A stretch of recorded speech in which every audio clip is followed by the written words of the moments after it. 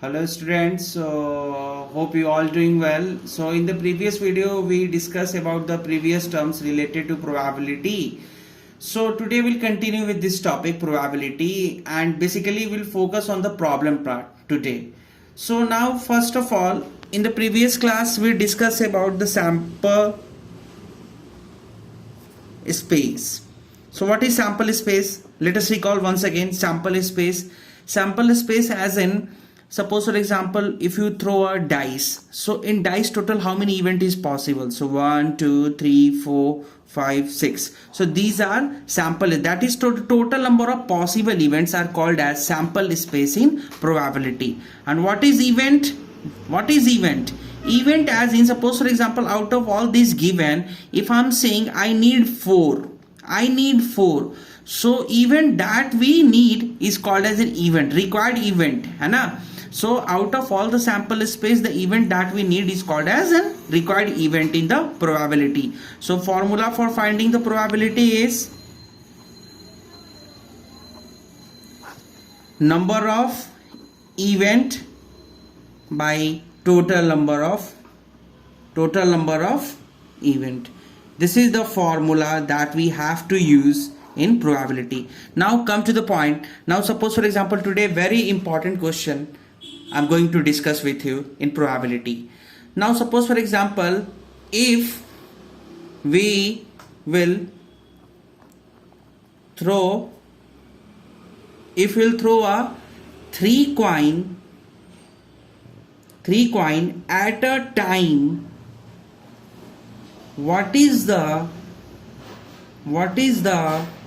probability of getting at least two head,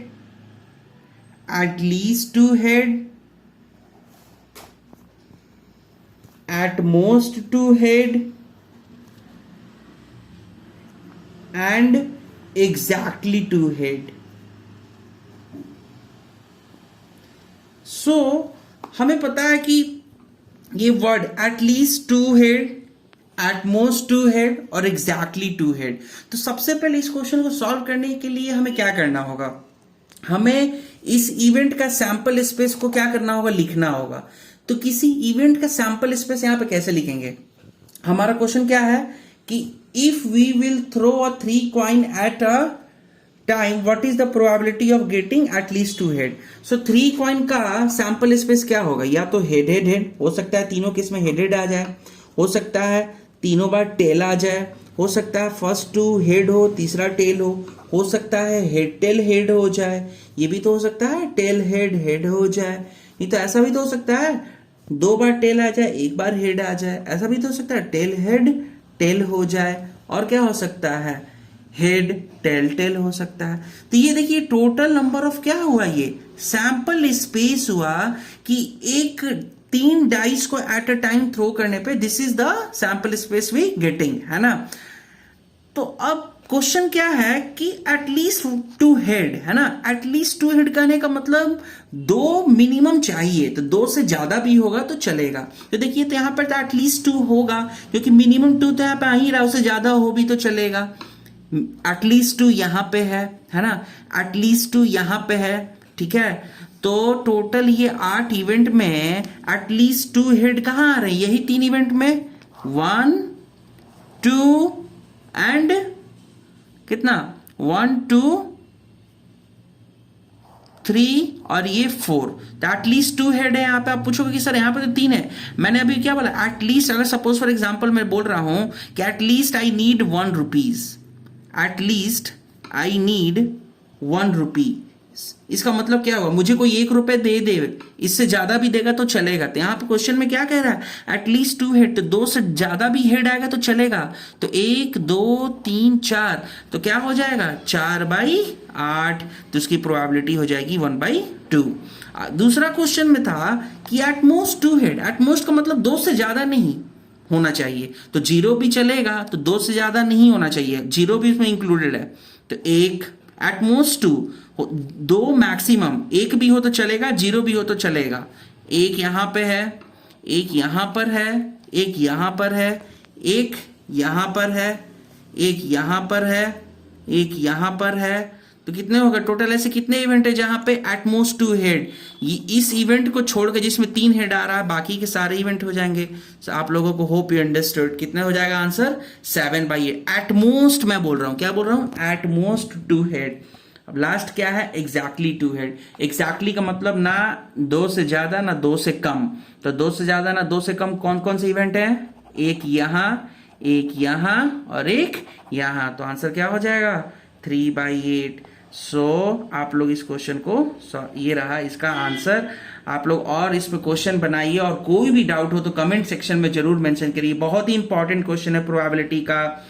कोई भी आप एग्जाम दीजिएगा, आप इधर 10th में हो या 12th में हो, ये इस टाइप के क्वेश्चन एटलीस्ट, एट मोस्ट और एग्जैक्टली से रिलेटेड बहुत ही ज्यादा क्वेश्चन आते हैं। जाने से पहले मैं आपसे एक क्वेश्चन पूछने जा रहा हूं। सपोज फॉर एग्जाम्पल एक डाइस है, डाइस थ्रोन कितने टाइम्स? 5 टाइम्स, है ना? What is the probability, what is the probability, what is the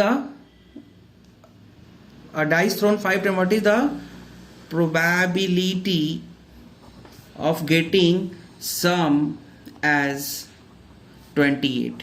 ये इसका आंसर मुझे आप लोगों को बताना है। प्लीज कमेंट सेक्शन बताइए क्या है।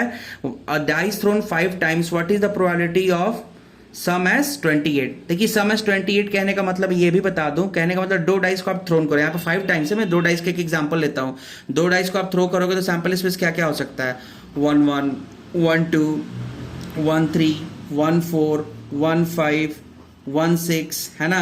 6 1 6 2, ऐसे ऐसे आप डॉट करोगे तो आपको as a 36 number of events होगा। तो उस 36 में कुछ ऐसे इवेंट भी तो होंगे जहां पे सम, मान लीजिए मैं अगर आपसे पूछूं कि सम 7 होना चाहिए टोटल, तो टोटल सम 7 का क्या होगा? 2 डाइस को थ्रो करने पे 7 कैसे आ सकता है? या तो 1,6 हो जाए, या तो 6,1 हो जाए, या तो 2,5 हो जाए, या तो 5,2 हो जाए, या तो 3,4 हो जाए, या तो 4,3 हो जाए। तो सम का मतलब ये होता है। तो यहां पे डाइस को कितनी बार थ्रो किया गया? 5 टाइम्स। तो टोटल डाइसों पे जो 5 नंबर्स हैं उसका सम जो है 28, इसी की प्रोबेबिलिटी आपको बताना है।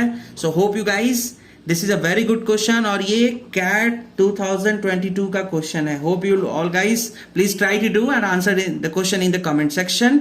आई will wait for that. Any doubts mention in the comment section. Thank you for watching, keep subscribing and like please. Thank you so much.